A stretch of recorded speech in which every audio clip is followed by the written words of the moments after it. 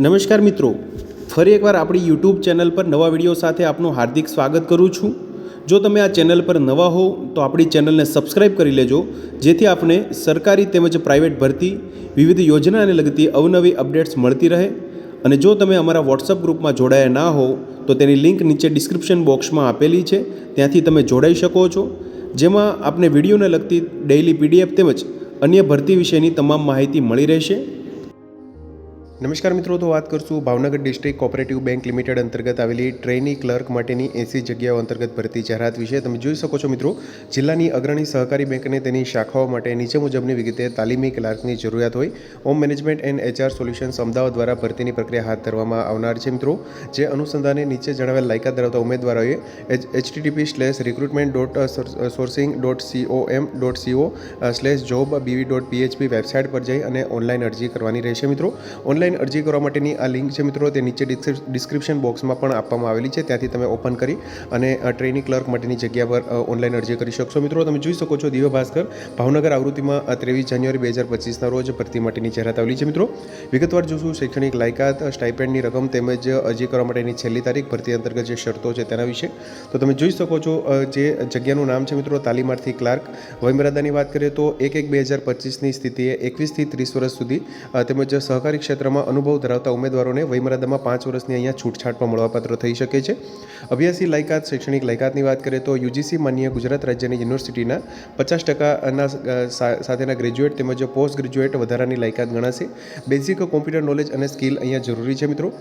જગ્યાઓની વાત કરીએ તો અહીંયા 80 જગ્યાઓ માટેની જાહેરાત છે મિત્રો। પગાર ધોરણની વાત કરીએ તો પસંદગી પામેલા ઉમેદવારોને તાલીમી સમયગાળા દરમિયાન ₹15,000 પ્રતિ માસનો ફિક્સ પગાર ચૂકવવામાં આવશે, તેમજ 6 માસની કામગીરી પૂર્ણ કર્યા બાદ જો કામગીરી સંતોષકારક જણાશે તો આગળની કાર્યવાહી કરવામાં આવશે મિત્રો।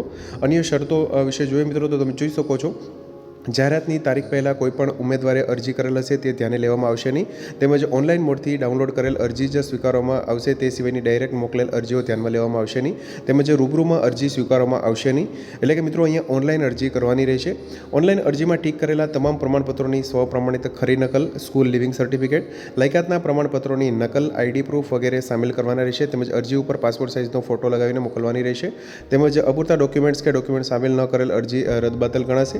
તમે જોઈ શકો છો, ઓનલાઈન કરેલ અરજીને ડાઉનલોડ કરી તેની પ્રિન્ટ કોપી સાથે ₹500 ફીનો ભાવનગર ડિસ્ટ્રિક્ટ કોઓપરેટિવ બેંક લિમિટેડના નામનો નોન રિફંડેબલ ડિમાન્ડ ડ્રાફ્ટ પણ જોડવાનો રહેશે।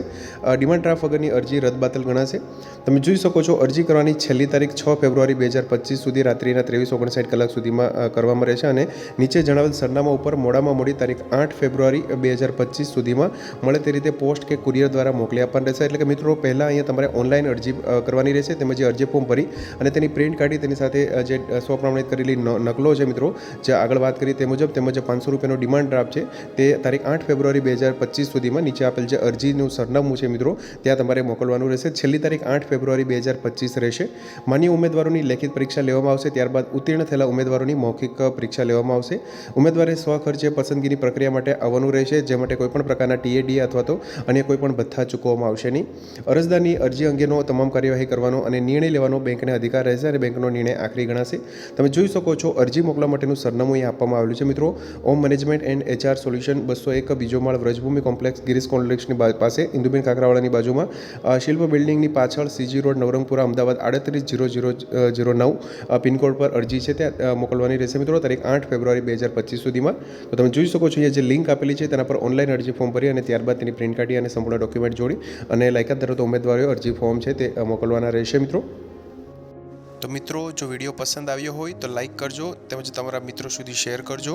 વધુમાં ચેનલને સબસ્ક્રાઈબ કરી લેજો, જેથી આપને આવી વિવિધ માહિતી મળતી રહે।